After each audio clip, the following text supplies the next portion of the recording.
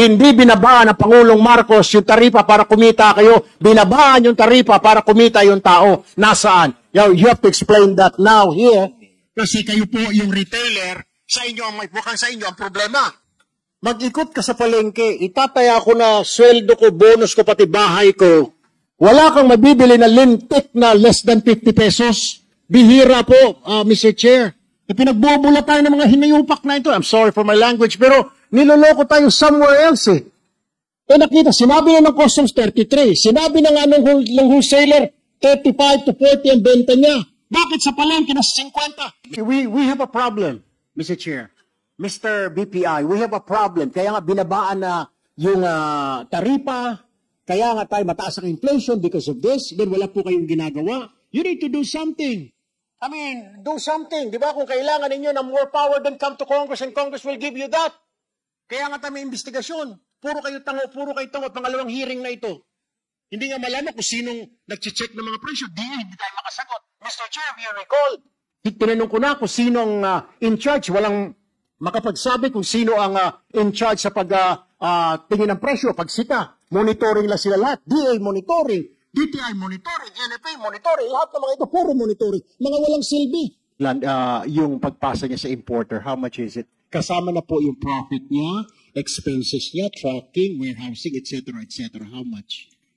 Your Honor, hindi ko po nakuha yung landed cost, but the rate that we sell it to our wholesaler, I was told, it was 41. Noon po, before the tariff decrease, it was 48. And now po, binaba na po nila to 41. All in na po yan, 41. Alright. Ang pasa niya po sa wholesaler or pasa niya sa retailer? Wholesaler lang po. They don't sell to retailers. Okay, so 41 po, wholesaler. Alright. Now, my question is, who's the wholesaler here? Can somebody, Mr. Cruz, right? Mr. Cruz, Mr. Chair, how much naman po pag nakuha po ninyo? Is it the same? You're getting the same price pagkuha ng binibenta sa inyo at 41 yung imported rice ng importer or nakakuha kayo na mas mababa pa as wholesaler? Same lang po, Your Honor. Alright, 41, right?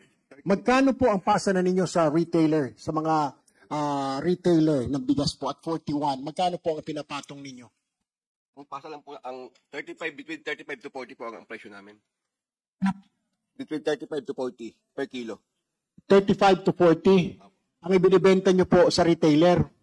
Saang retailer po yan? Saan po, anong grupo po ng retailer ang binibentahan nyo ng 35 to 40? Sige na po, sir. Walk-in lang po yung buyer namin. Ano po? Walk-in lang po, walk-in. Walk-in. Walk-in. Walk-in. Yeah. So 35 to 40 per kilo. Anong klase yun? Broken, well-milled, etc., etc.? What is it? Broken po, broken. Broken. 35 to 40 per kilo. Now, Mr. Chair, did we invite any retailer here, Mr. Chair? Can we ask if we have any retailers here? Because we're trying to figure out, from 33, bakit wala pa ako nakikita na less than 50 pesos per kilo na bigas? Puro 50 hanggang 60. May retailer po tayo. And the retailer association or group come forward? Because we're trying to figure out saan po dito ang pumatong na napakalaki. Pasensya na po. Hello po, magandang hapon po sa lahat. Si Orlando Manuntag po from Grains Retailers Confederation of the Philippines. Yung po sa presyo po na nakukuha po ng mga retailers po sa Bulacan, ito po kasi yung pinakamalapit po sa Manila eh. Usually po, nakakabili po yung mga retailers ng 38, papasa naman nila ng plus 4 pesos or 5 pesos. So nasa market po ng 42 or 43. Ito po yung mga broken. Yung naman po mga well-made rice, nabibili po nila ng 1,950. That is 39 pesos po or 40 pesos. Nabibinibenta naman po sa market ng 44 or 45 pesos. So yun po yung nangyayari po ngayon sa kasalukuyan po. Pero, Mr. Chair, mag-ikot ka sa palengke, itataya ko na sweldo ko, bonus ko, pati bahay ko. Wala kang mabibili na lintik na less than 50 pesos. Bihira po, Mr. Chair. Pinagbubula tayo ng mga hinayupak na ito. I'm sorry for my language, pero niloloko tayo somewhere else eh. Nakita, sinabi na ng customs 33. Sinabi na nga ng wholesaler, 35 to 40 ang benta niya. Bakit sa palengke na 50? Are you saying, Mr. Chair, 10 pesos ang kita mo? 40, 50? 20 pa nga hanggang 60. Saan nangyari? I mean, where are all the savings? Yung bumaba ang presyo sa world market according to NEDA, according to PSA. Bumaba yung taripa, 15%. Yung savings po, nasaan napunta? Dapat po sa tao po yun, hindi binabaan ng Pangulong Marcos yung taripa para kumita kayo, binabaan yung taripa para kumita yung tao. Nasaan? You have to explain that now here, kasi kayo po yung retailer, sa inyo, mukhang sa inyo ang problema. Because the wholesaler is saying 35 to 40. Pagdating sa inyo, sinasabi mo by 42. Wala po ako nakitang 42. Nag-ikot po tayo ngayon, I'm sorry Mr. Chair, nag-ikot po tayo doon, nagtanong-tanong kami, sinasabi, 2 kilo lang po pag 45. Pero pag bumili ka ng 50 pesos o pataas, pwede ka bumili ng 50 sako na bigas. Why is that, Mr. Chair?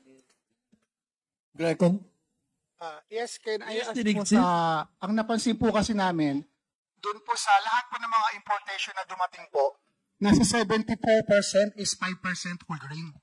So kung 5% po siya whole grain, sa kabuuang importation natin as a whole, buong taon, wala po tayong makitang masyadong mababa sa merkado. Nakita po namin sa data, siguro po nandito po naman sa BPI, may nag-send po sila ng data po nung isang araw, naghingi po kami, around 16% lang po is only well-milled rice.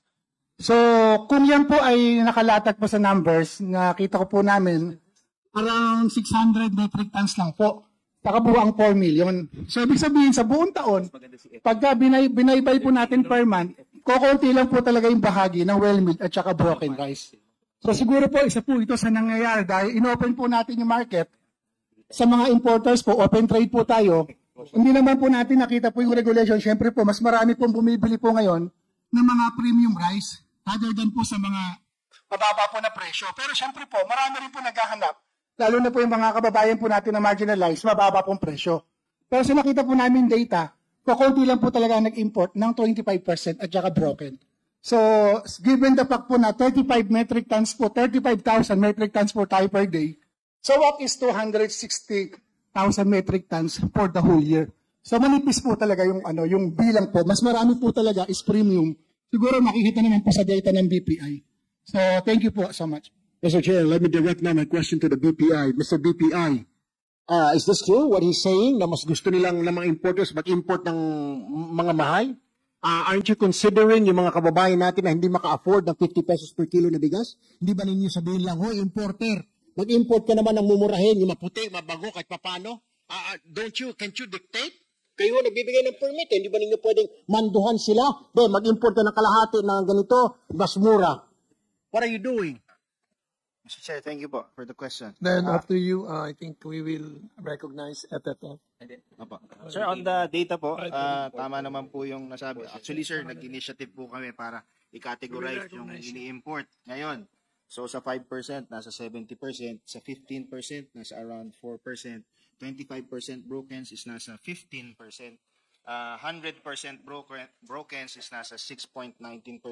And other types po ay nasa 3%.